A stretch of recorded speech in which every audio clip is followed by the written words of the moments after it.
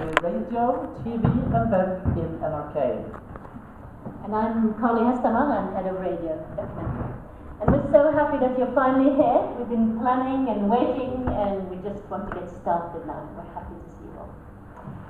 I read in the paper yesterday, a Norwegian professor in social medicine. He was interviewed in one of the papers, and he said that he had spent a lot of time in the Kalahari Desert the last year to study life and death within the tribes. Every night the nomads sat down around the fire and listened to the storyteller. We want to belong somewhere, and when we are inside the story, we are in a fellowship. There is a particular power in the oral storytelling. The professor said that when the storyteller dies, it is like the library burns down. We are looking forward to being in that fellowship with you for the next few days, and we hope you will have good fun, interesting discussions, and that there will be togetherness in opposition to aloneness. Coming up soon is Stian Karstensen, a fantastic musician. He will play us through 21 countries in about 15 minutes. But first, we thought we should get you some facts about this town, Bergen. This is the best place in the world to do an enquete. Everyone here has a strong opinion on any topic, and they talk in big letters. The people here are a journalist's dream. Don't be surprised if people you meet here say that you are not in Norway. Because the people from this town, they usually say, I'm not from Norway, I'm from Bergen. Because facing the North Sea, Bergen has always looked out to Europe or to the world, not back to the rest of the country. As some of you might have felt already, Bergen is a rainy place. The amount of water pouring down would be depressing for everyone. But the rain and the winds from the sea tells the tale of fishery, shipping and black gold in the North Sea, all of which has made and still makes this town prosperous. But the sea has also brought death and sorrow. In the year of 1349, a ship came into the harbour, plague spread from the ship, and the Black Death spread from he to all of Norway. It is estimated that half of the total population of Norway died. Bergen was in the 13th and 14th century the capital of Norway, and the centre of the Hanseatic trade. Therefore you find many German and Dutch names in Bergen. Until the 17th century, this city was the biggest city in all of the Nordic countries.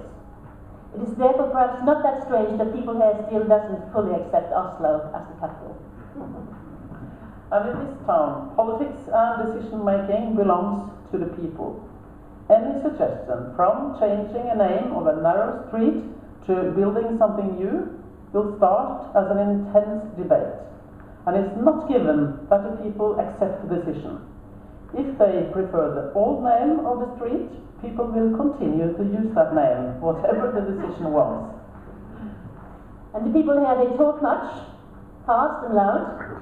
Outside Bergen, they are known not to listen to others, but they claim that this isn't true.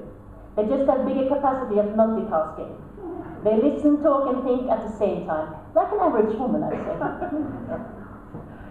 In this town, you also find the strange and odd tradition of child soldiers drumming and parading in the streets.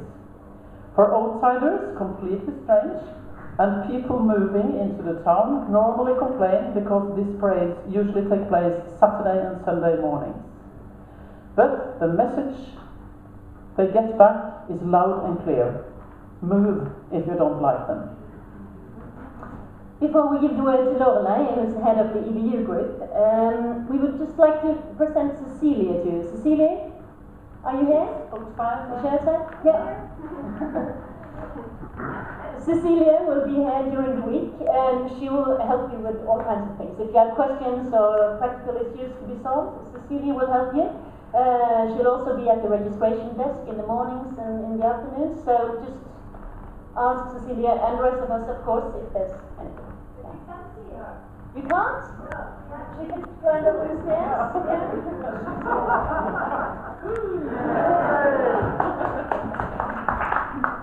And then Lorelei, as the leader of the EBU group, I give you the word.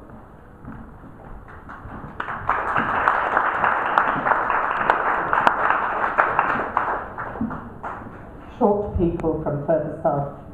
As I was getting up this morning at 3:30 to come here, I had vile and venal thoughts going through my mind like, why am I doing this? What on earth is this about? I'm too old to get up at this time. Nobody gets up at this time. There's only young people going home at this time. But really, the reason that I do it and the reason why I would do it any time is because I really believe that the International Features Conference is probably the single most important gathering for feature makers around the world. It's where we come each year to talk and to discuss and to listen and to renew personal and professional acquaintances and friendships. And it has come to be hugely important in all of our lives. So really, it just remains for me to say, I hope you have a very good time here. I hope you go away feeling wiser and richer and fuller. And it may take you a while to actually learn and appreciate what it is that you've acquired while you're here.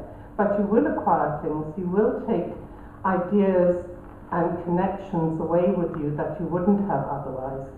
And you will go away feeling that this is something that is really worthwhile doing and pursuing and being part of. So I'd really like to thank our colleagues in NRK for picking up the baton and putting together this conference for us. It's a very big deal. It's a very big deal when it's in a city where you are not based, to be doing a conference of this magnitude. And as we can see already, it's shaping up to be a fabulous conference. So my congratulations and thanks to you in advance for everything, and I know that I speak for everybody here. And all I can say is, let's get to it, let's enjoy it, and let's learn a lot.